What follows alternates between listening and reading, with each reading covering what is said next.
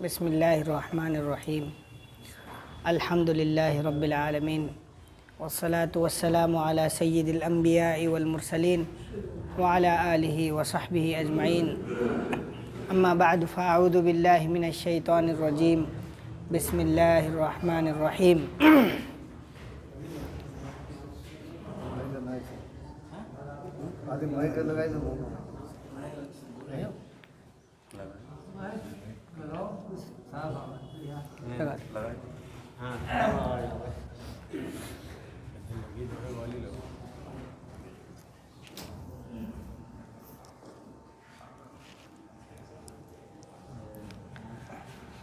Well للمطففین الذین اذا اکتالوا علی الناس یستوفون واذا کالوہم او وزنوہم یخسرون الا یظن اولئک انہم مبعوثون لیوم عظیم یوم یقوم الناس لرب العالمین۔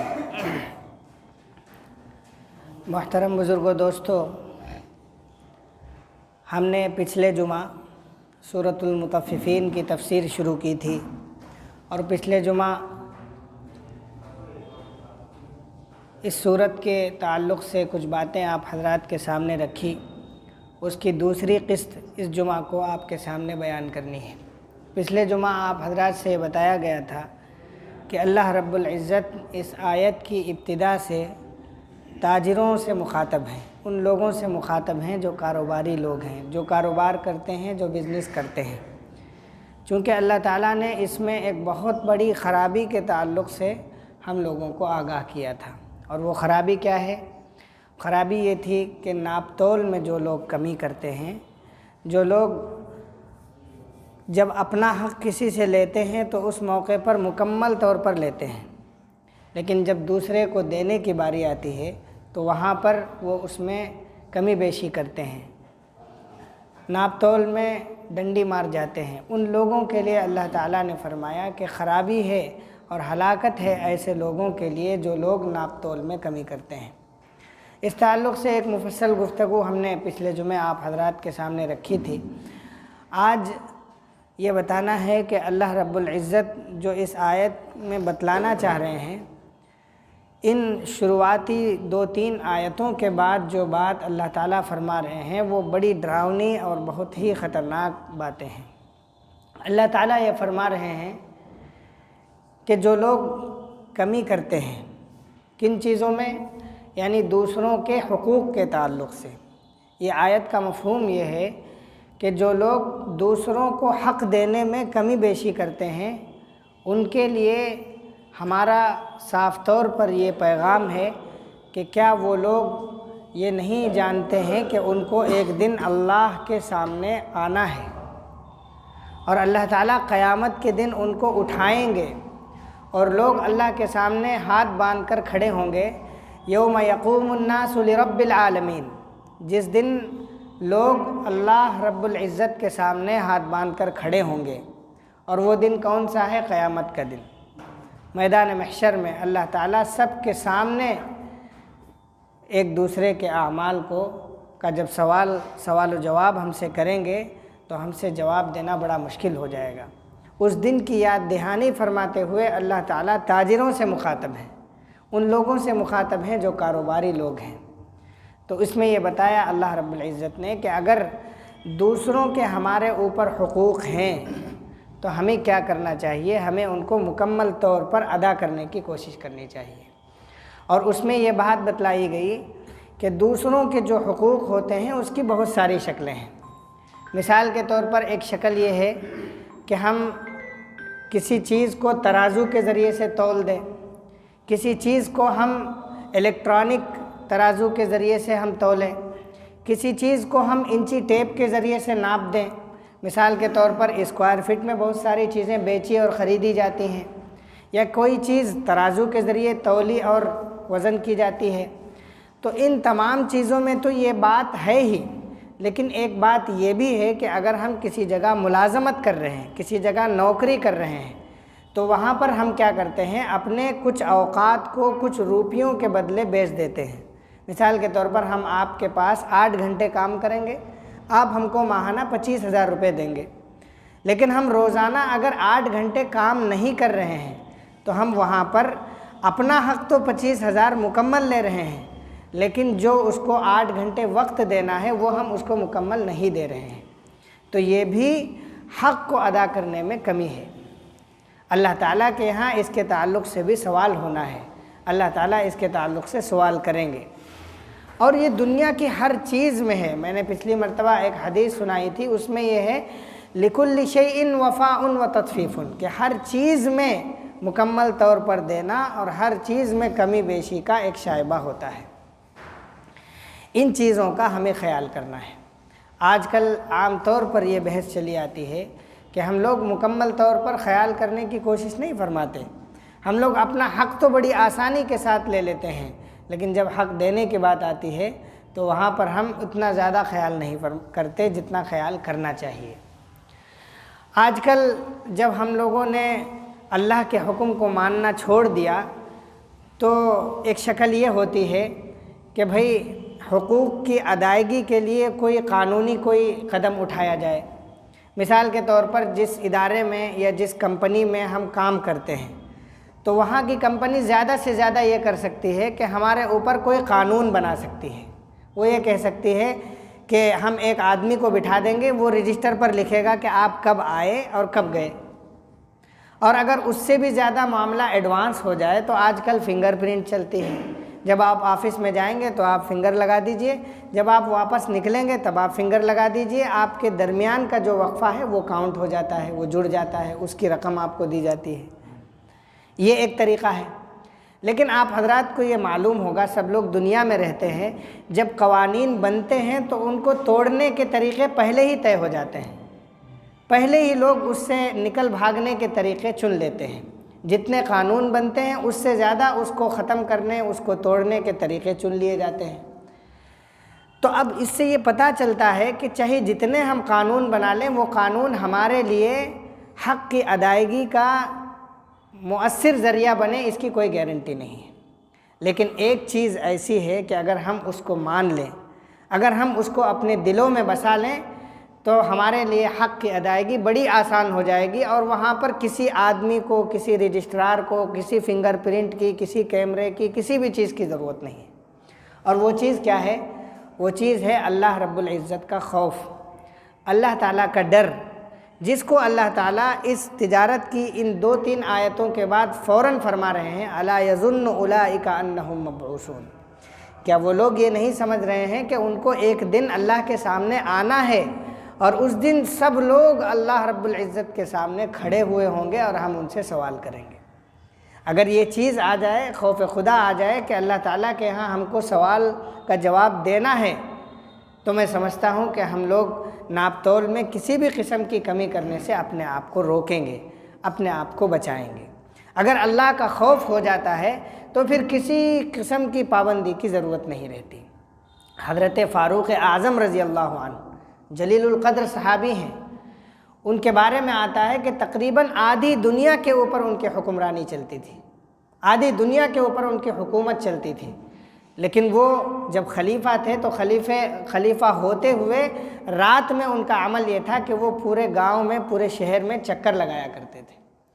ایک مرتبہ ایک گھر سے آوازیں آ رہی تھی تو اس گھر میں کان لگایا تو آوازیں 2 عورتوں کے درمیان کی تھیں۔ ایک عورت نوجوان تھی، ایک بوڑھی عورت تھی۔ بوڑھی عورت اس نوجوان عورت سے یعنی اپنی بچی سے یہ کہہ رہی تھی کہ بیٹے دودھ میں پانی ملا دے تاکہ ہم کو زیادہ کمائی حاصل ہو، تاکہ ہمارا دودھ بڑھ جائے۔ 2 لیٹر دودھ ہے، اس میں آدھا لیٹر ملا دیجئے تو 20 روپیہ بڑھ گیا، 25 روپیہ بڑھ گیا۔ تو اس عورت نے، نوجوان بچی نے یہ جواب دیا کہ اماں جان، امیر المؤمنین کا، جو اس وقت ہمارے امیر ہیں، ان کا یہ حکم ہے کہ ہم دودھ میں پانی نہ ملائیں۔ تو ماں یہ کہتی ہے کہ بیٹے امیر المؤمنین کہاں یہاں ہم کو دیکھ رہے ہوں گے یا سن رہے ہوں گے، یہ تو گھر کے اندر کی بات ہے، آپ پانی ملا دیجئے۔ تو بچی کا یہ جواب ہوتا ہے کہ امیر المؤمنین تو شاید نہ دیکھیں، لیکن اللہ رب العزت تو ہمیں دیکھ رہا ہے۔ یہ واقعہ حضرت فاروق اعظم رضی اللہ عنہ کے سامنے آیا۔ حضرت دوبارہ اگلے دن تحقیق فرمائی کہ وہ کس کا گھر ہے اور وہ کس کی لڑکی ہے، اور جب یہ تحقیق سے پتہ چلا کہ فلاں کی لڑکی ہے تو حضرت فاروق اعظم نے اپنے بچے کے لیے رشتہ بھیجا کہ آج میں اپنے بچے کی شادی اس لڑکی کے ساتھ کرنے جا رہا ہوں، اور اس رشتے کے نتیجے میں حضرت عمر بن عبد العزیز رضی اللہ عنہ کی ولادت ہوتی ہے۔ یعنی وہ پاکیزہ رشتے جب ہوا کرتے تھے تب اتنے پاکیزہ نتیجے بھی ہمیں ملا کرتے تھے۔ وہاں پر عورت کا جواب دیکھیے، اور یہ واقعی یہ سچ ہے کہ اللہ کے نبی صلی اللہ علیہ وسلم کے زمانے میں کوئی پولیس نہیں ہوا کرتی تھی، کیونکہ چوروں کا کوئی معاملہ ہی نہیں تھا، کوئی فنگر پرنٹ، کوئی رجسٹرار، کچھ نہیں ہوتا تھا۔ لیکن جب صحابہ سے کبھی کوئی غلطی ہو جاتی تو صحابہ ایک دم بے چین ہو جاتے، اللہ کے نبی کے سامنے آتے اور یہ کہتے کہ اللہ کے رسول، ہم سے یہ غلطی ہو گئی ہے اور ہم بہت بے چین ہیں، اور آپ ہم کو کوئی سزا سنا دیجئے، اور یہ سزا ہم کو دنیا ہی میں مل جائے، آخرت میں ہم پکڑ سے باہر ہو جائیں۔ آج ہمارا حال یہ ہے کہ ذرا سا اگر کسٹمر چوک جائے، ذرا سا اگر وہ ادھر ادھر سامان دیکھنے میں لگ جائے تو ہم فوراً 1 کلو کے بجائے 950 گرام کر دیں گے، 900 گرام کر دیں گے۔ 5 مولی اگر ترازو میں آئی ہوئی، 1 مولی ہم کم کر دیں گے، کیونکہ اگر 5 مولی 1 کلو کی ہو گئی تو اگلے 5 مولیاں اگر بچا لی تو 1 کلو کا پیسہ مل گیا نا بھائی۔ لیکن یہ یاد رکھیں کہ اگر اس طریقے کا معاملہ ہمارے ساتھ ہوتا ہے تو یہ چھوٹی سی غلطی ہمارے اس مکمل حلال رزق کو حرام بنا دیتی ہے۔ اور حدیث میں تو یہ ارشاد ہے کہ اللہ رب العزت نے، اللہ کے نبی صلی اللہ علیہ وسلم نے ہم اور آپ کو اپنا حق دوسروں کی طرف ڈالنے کا تو حکم دیا ہے، لیکن یہ فرمایا ہے کہ دوسروں کا حق ہماری طرف باقی نہیں رہنا چاہیے۔ یہ ارشاد حدیث کے الفاظ ہیں کہ زن ورجح، یعنی جب تم تولو تو اس کو جھکتا ہوا چھوڑ دو۔ یعنی مان لیجئے آپ نے 1 کلو کے پیسے لیے اور اس میں آپ نے کوئی مال رکھا اور وہ 1 کلو سے تھوڑا جھک رہا ہے، تو آپ اس کو جھکتا ہوا چھوڑ کر اس کو دے دو، یعنی اپنا حق اس کی طرف چھوڑ دو۔ یہ آخرت میں آپ کے اعمال کا اضافہ بنے گا، ذریعہ بنے گا۔ اور اگر آپ نے خدا نخواستہ 10 گرام بھی اپنی طرف کر لیا، 1 گرام بھی اپنی طرف کر لیا، تو کسٹمر تو چلا جائے گا، وہ تو جانتا بھی نہیں ہے، لیکن اللہ رب العزت دیکھ رہا ہے۔ آخرت میں وہ 1 گرام ہمارے لیے سوال بنے گا اور ہم سے جواب نہ بن پنے گا۔ اور میرے بھائیوں، اس کی ایک ہی شکل ہے کہ ہم اللہ کو حاضر اور ناظر سمجھیں اور اللہ تعالیٰ سے ہم توبہ کریں، استغفار کریں۔ اگر ہم توبہ اور استغفار کر لیتے ہیں اور اگر ہم واقعی گناہ کرنے سے اپنے آپ کو بچانے کی کوشش کرتے ہیں تو اللہ تعالیٰ اس پر مدد کریں گے۔ اور یہ بات ہم سب کو معلوم ہے کہ جب انسان کچھ خطا کرتا ہے، کچھ غلطیاں کرتا ہے، تو اس موقع پر وہ غافل ہوتا ہے، اس کو یہ خوف یہ نہیں ذہن میں رہتا کہ اللہ بھی ہم کو دیکھ رہا ہے۔ اگر اس وقت یہ بات آ جائے کہ اللہ دیکھ رہا ہے تو وہ اس گناہ سے رک جائے، لیکن شیطان اس کو مکمل غافل کر دیتا ہے۔ جیسے شراب جو شخص پی لیتا ہے وہ دماغ سے بالکل ختم ہو جاتا ہے، ایسے ہی شیطان اس کو غافل کر دیتا ہے۔ لیکن اگر توبہ نہ کرے تو گناہوں کے بارے میں آتا ہے کہ ایک گناہ دوسرے گناہ کی دعوت دیتا ہے، دوسرا گناہ تیسرے گناہ کی، تیسرا چوتھے کی۔ اگر ہم توبہ نہ کریں تو وہ گناہ بڑھتے ہی جائیں گے، لیکن جیسے ہی انسان توبہ کر لیتا ہے اللہ تعالیٰ وہیں سے اس راستے کو بند کر دیتے ہیں۔ لیکن اگر ہم یہاں پر نہیں بچیں گے، توبہ اور استغفار نہیں کریں گے، تو قیامت کے دن اللہ تعالیٰ نے اس آیت میں فرمایا ہے الا یظن اولئک انہم مبعوثون، کیا وہ لوگ یہ سمجھتے ہیں کہ ہم ان کو ایک میدان میں اکٹھا نہیں کریں گے؟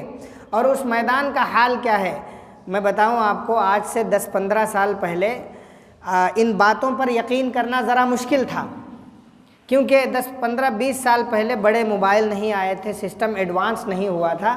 اگر کوئی یہ کہتا تھا تو کچھ ملحد لوگ یہ اعتراض کرتے تھے کہ تمہارا اللہ کس طریقے سے میدان محشر میں اعمال نامہ کھولے گا، کیسے لوگوں کو اللہ کو یہ پتہ چلے گا کہ ہم نے یہ غلطی کی ہے، یہ غلطی کی ہے، یہ غلطی کی ہے۔ لیکن آج تو سمجھنا بڑا آسان ہو گیا بھئی۔ آج کل پورے ہمارے ڈیٹیل کو، ہم کس کی اولاد ہیں، کون ہماری ماں ہے، ہمارا فون نمبر کیا ہے، ہمارا بینک بیلنس کیا ہے، سب کو آج دنیا نے اتنے چھوٹے سے QR کوڈ میں پرو کر رکھ دیا ہے۔ کچھ نہیں کرنا ہے، کوئی انٹیلیجنس، کوئی بہت بڑا کمپیوٹر، کوئی بہت بڑا سسٹم اور بڑا ایڈوانس لیول کا سسٹم کی ضرورت نہیں ہے۔ 10,000 والا، 5,000 والا، 2,000 والا موبائل اٹھائیے، اس QR کو اسکین کریے، وہ آپ کو آٹومیٹک بتا دے گا کہ یہ کھاتا فلاں کا ہے اور یہ فلاں صاحب ہیں، ان کے ابا یہ ہیں، ان کی اماں یہ ہیں، سب کچھ کھول کے رکھ دیتا ہے۔ اور جو یہی ڈاٹا اگر یہ پولیس کے پاس چلا جائے، آرمی کے پاس چلا جائے، CBI کے پاس چلا جائے، تو وہ جب اسکین کرتے ہیں تو اس میں ہمارے سارے کرمنل کیسز، سارے موبائل ریکارڈنگ، سارے موبائل کی حرکتیں، جو ہم کر رہے ہیں، ہماری ساری ہسٹری کھل کر آ جاتی ہے۔ تو جب دنیا میں یہ اتنا آسان ہو گیا تو آخرت میں کیا یہ مشکل ہے اللہ تعالیٰ کے لیے؟ اسی کو اللہ تعالیٰ نے قرآن میں فرمایا ہے، جب یہ معاملہ اللہ تعالیٰ سب کے اعمال قیامت کے دن کھولیں گے تو وہ بندہ جانتے ہیں کیا کہے گا؟ ما لہذا الکتاب، یہ قرآن کی آیت ہے، ما لہذا الکتاب لا یغادر صغیرۃ ولا کبیرۃ الا احصاها۔ اس آیت کو کیا ہو گیا ہے بھائی کہ یہ ہمارے ہر چھوٹے بڑے کارناموں کو بیان کر رہی ہے۔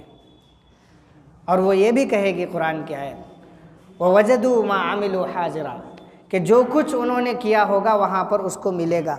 آج ہم کچھ کرتے ہیں بھول جاتے ہیں، ہم کو یاد نہیں رہتا کہ ہم نے کبھی 2 سال پہلے کوئی حرکت کی تھی، لیکن جب ہم نے اگر کیا ہے تو قیامت کے دن وہ ہم کو وہاں پر لکھا ہوا ملے گا۔ تو یہ تمام وہ باتیں ہیں جو ہمیں اس بات پر ابھارتی ہیں کہ ہم اپنے معاملات کو، خاص طور پر جو لوگ تجارت کرتے ہیں، وہ اپنے ناپ تول والے معاملات کو بڑے احتیاط کے ساتھ کام کریں، بہت احتیاط کے ساتھ ناپیں اور تولیں، اور اپنا حق دوسروں کی طرف چاہے چھوڑ دیں لیکن دوسروں کا حق اپنی طرف بالکل نہ لیں۔ اللہ تعالی ہم سب کو کہنے سننے سے زیادہ عمل کرنے کی توفیق عطا فرمائے۔ سبحان اللہ وبحمدہ، سبحانک اللہم وبحمدک، ونشہد ان لا الہ الا انت ونستغفرک ونتوب الیک۔ سبحان ربک رب العزۃ عما یصفون، وسلام علی المرسلین والحمد للہ۔